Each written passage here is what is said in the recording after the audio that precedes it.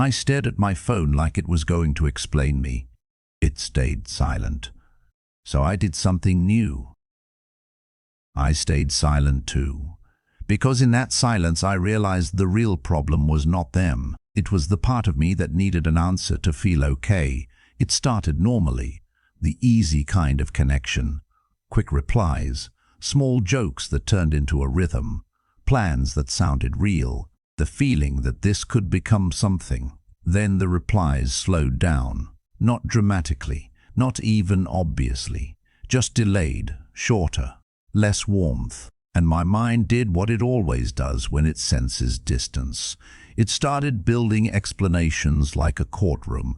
What did I say? Did I come on too strong? Did I wait too long? Did someone else show up? Was I just a temporary distraction? Ghosting does not only take a person away, it takes certainty away. It takes the story away. You are not grieving a relationship, you are grieving a possibility. And the mind hates unfinished endings. I told myself to be chill, but I was not chill. I was checking, refreshing, rereading the last conversation like it had hidden clues. I was trying to win back control. That is when I remembered the most useful line Stoicism ever gave me. Some things are up to me, some things are not. Their attention is not up to me. Their honesty is not up to me. Their readiness is not up to me. Their ability to communicate like an adult is not up to me. But what is up to me is what I decide their silence means. What is up to me is what I do next. What is up to me is whether I keep my dignity while my ego begs for relief. And the truth is, I was not suffering because of the silence alone. I was suffering because I was treating their reply like it was going to settle something inside me. Like it was going to confirm my worth, like it was going to tell me I was safe. That is a dangerous habit, not because it makes you emotional, but because it makes you dependent. When your peace depends on someone else's notification, you are not dating them, you're waiting for them to approve you. I typed a message, the classic one, the one that looks reasonable on the surface. Hey, everything okay? You've been kind of distant. I stared at it for a long time, and I noticed what was underneath it. It was not just communication, it was negotiation. It was me saying, please give me a sign that I matter, so I deleted it. Not because you should never communicate, not because you should play games. I deleted it because I could feel that I was about to trade self-respect for temporary relief. And that is what chasing really is. Chasing is not love. Chasing is anxiety, reaching for a sedative. Stoicism does not tell you to feel nothing, it tells you to see clearly. So I forced myself to separate facts from the story. The fact was simple. They had not replied. That is all I actually knew. Everything else was interpretation. They don't respect me. I'm not enough. I always get left. I'm easy to replace. Those thoughts feel like truth when you are in pain, but they are still just thoughts. And the mind, when it is wounded, does not tell the truth. It tells whatever story keeps the wound alive. So I gave myself a cleaner sentence. The only thing I know is that there is no reply. Then I added another sentence, one that studied me. If someone cannot offer basic effort and basic clarity, I do not need to invent a flattering explanation to keep wanting them. That did not remove the disappointment, but it removed the confusion. And confusion is where people lose their dignity, because when you are confused, you start bargaining.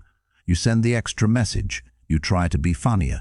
You try to be more relaxed. You pretend you do not care while caring too much.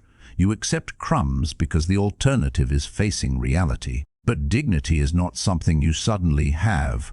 Dignity is something you practice in small moments. And ghosting is one of those moments. So I made a rule. If someone chooses distance, I will not chase them into it. If someone is unsure about me, I will not try to convince them. If someone wants access to me, they will communicate like they mean it. That rule was not anger. It was clarity. And clarity gave me my next step. I reclaimed my day. Not with revenge, not with posturing, not with "watch what you're missing." I reclaimed it quietly. I worked, I trained, I cleaned my space. I ate like someone who respects their body. I went to bed on time. I acted like my life was still mine, because it was. And here is what I learned during those days. Silence is not neutral. It is information. Not always malicious, not always cruel. Sometimes it is avoidance. Sometimes it is immaturity. Sometimes it is fear. Sometimes it is someone keeping options open. But whatever the reason is, it still tells you something important. It tells you what this person is willing to offer. And if what they are willing to offer is inconsistency, confusion, and disappearing acts, then your job is not to decode it. Your job is to decide what you tolerate. This is where a lot of people get stuck. They say, "But I just want closure." No, you want relief.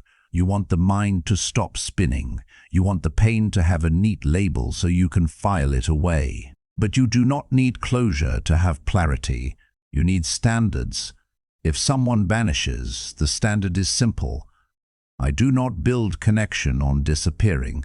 I do not build trust on silence. I do not build a relationship with someone who cannot communicate basic respect.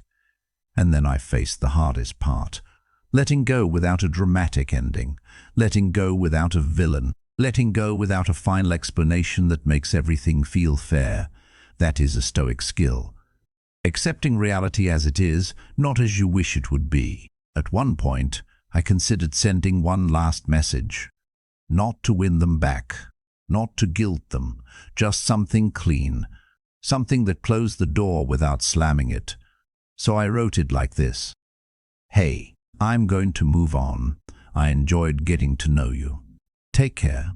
No paragraph, no accusation, no demand, just a boundary in one breath. Then I put my phone down again. Because the Stoic part is not writing the message. The Stoic part is not checking whether it worked. The Stoic part is not waiting for them to suddenly become the person you hoped they were. The Stoic part is letting your self-respect stay in charge, even when your feelings want to surrender. If they reply after that, you still keep the same standard. You ask one quiet question. Is this consistency, or is this convenience? Because a lot of people return when they feel lonely, not when they feel committed. And if you are not careful, you will confuse a temporary return with a real change. Here is what I would tell anyone being ghosted. Do not let someone's inability to communicate turn you into someone you do not respect. Do not let silence pull you into chasing. Do not let your mind turn this into a trial about your worth. You can feel disappointed and still keep dignity. You can miss someone and still move forward.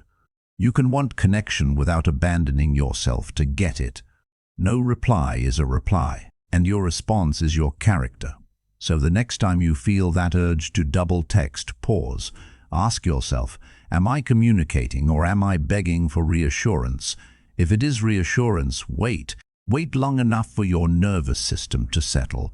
Wait long enough to choose your action instead of reacting. Then do one disciplined thing. 1. Go for a walk without your phone. Train your body. Write down the facts. Write down your standards. Bring your attention back to what is up to you. Because peace does not come from getting the answer. Peace comes from becoming the kind of person who does not need to be chosen by someone inconsistent in order to feel solid. That is not bitterness. That is freedom.